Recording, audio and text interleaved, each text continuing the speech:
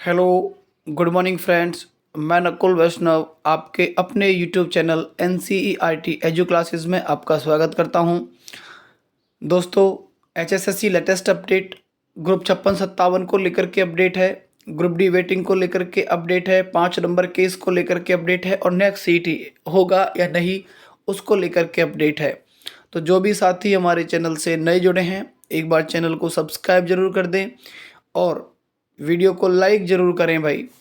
देखिए, अपडेट बताने से पहले मैं आपको एक पॉइंट बता देना चाहता हूं। अभी हाल ही में, जैसा आप सभी को पता भी होगा, यूपीएससी ने अपना रिजल्ट जारी किया है और आचार संहिता लगी हुई है। आचार संहिता लगने के बावजूद भी यूपीएससी का रिजल्ट आया है। तो कहने का मतलब ये है दोस्तों कि एचएसएससी में जो लंबित रिजल्ट हैं वो निकाल देने चाहिए थे, लेकिन एचएसएससी ने रिजल्ट नहीं निकाला। एग्जाम्पल के तौर पे जैसे कि टीजीटी का रिजल्ट है, 7400 वैकेंसी उसमें है, उसका रिजल्ट तो निकाल देना चाहिए था। 5 नंबर का केस है, वो हटा करके जैसे और के निकाले हैं, इसका तो निकल सकता था, लेकिन इन्होंने वो काम भी नहीं किया। अब देखिए, यहाँ पर मैं आपको बता देना चाहता हूँ कि आज इस चीज़ को लेकर के क्या अपडेट है और फिर उस चीज़ को लेकर के आपके माइंड में क्या परसेप्शन बनता है वो देखिएगा। देखिए, यहाँ पर लिखा हुआ है दोस्तों, आदर्श चुनाव आचार संहिता क्या लगी, युवाओं को नौकरी का इंतजार। अब यहाँ पर लोकसभा चुनाव के कारण आदर्श आचार संहिता लगी हुई है। गलियारे में युवा चर्चा कर रहे हैं कि ये आचार संहिता क्या लगी, उनके भविष्य पर रोक लग गई है। ये बिल्कुल जायज बात है।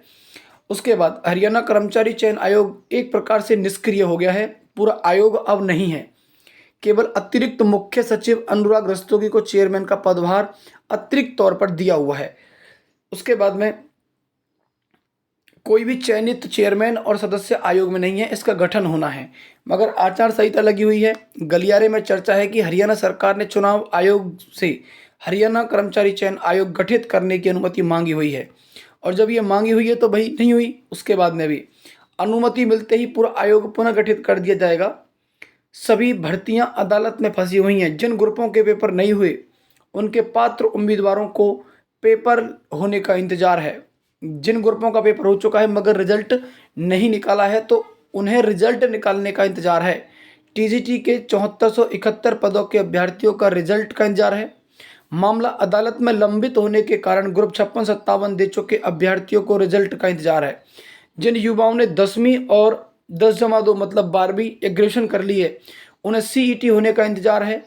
जिन्होंने सिपाही पद के लिए आवेदन कर रखा है, उन्हें भर्ती की अगली प्रक्रिया का इंतजार है। अब युवाओं ने अपनी नाराजगी सार्वजनिक तौर पर व्यक्त करनी शुरू कर दी है। अब इसमें क्या है आगे देखिए, पूरी अपडेट आपको यहाँ देखनी है। करनाल में आंदोलन के तहत बेरोजगारों की बारात नाम से आंदोलन किया है। गलियारों में चर्चा है कि आदर्श चुनाव आचार संहिता लागू होने का पता तो पहले से ही था। यह भी जानकारी थी कि आयोग का कार्यकाल 23 मार्च 2024 को समाप्त हो जाएगा, इसीलिए यह पुनर्गठन पहले भी हो सकता था। मगर चुनाव आचार संहिता लागू हो गई, इसलिए यह गठन फंस गया। अगर आयोग पहले गठित हो जाता तो भर्ती प्रक्रिया चलती रहती। पहले से चल रही भर्ती प्रक्रिया पर चुनाव आयोग की कोई रोक नहीं होती। हरियाणा लोक सेवा आयोग धड़ाधड़ भर्ती प्रक्रिया जारी रखे हुए है। बिल्कुल जायज़ बात है यहाँ पर ये। उसके बाद में रिजल्ट भी जारी हो रहे हैं। यही काम हरियाणा कर्मचारी चयन आयोग कर सकता था। अब गलियारे में कहा जा रहा है कि कर्मचारी चयन आयोग के चेयरमैन और सदस्यों की नियुक्ति कभी भी हो सकती है। उसके बाद भर्ती प्रक्रिया में तेजी ला जा सकती है, मगर आयोग के पास अब इतना समय नहीं है कि रिक्त पड़े 2 लाख पदों पर भर्ती हो जाए। ग्रुप सी और ग्रुप डी के जिन 60,000 पदों की भर्ती प्रक्रिया चली हुई है वह पूरी हो जाए गनीमत है। तो कहने का मतलब है दोस्तों, यहाँ पर देखिए ये भी लिखा हुआ है कि पूर्व डिप्टी सीएम दुष्यंत चौटाला साफ साफ कहा है कि पिछले 4 साल में ग्रुप सी और ग्रुप डी के पदों की भर्ती नहीं होने में आयोग पूरी तरह फेल रहा है। उन्होंने कहा कि इस विषय पर उन्होंने तत्कालीन मुख्यमंत्री मनोहर लाल से कई बार बात की थी। तब ये कहा करते थे कि आयोग स्वायत्त संस्था है, यह काम उन्हीं को करना चाहिए। तो दोस्तों, ये न्यूज़ आज के पेपर में आई हुई है। आदर्श आचार चुनाव संहिता लगी, युवाओं को नौकरी का इंतजार में।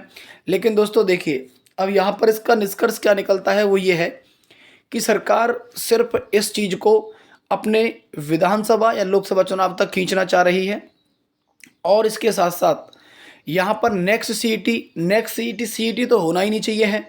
सीईटी ख़त्म करके जो भी वैकेंसी निकली हुई हैं उनके डायरेक्ट पेपर हो जाने चाहिए हैं, वो यहाँ पर सरकार को काम करनी चाहिए। अब मेन बात है ग्रुप 56-57, दोस्तों इसके पेपर कैंसिल होंगे या नहीं होंगे?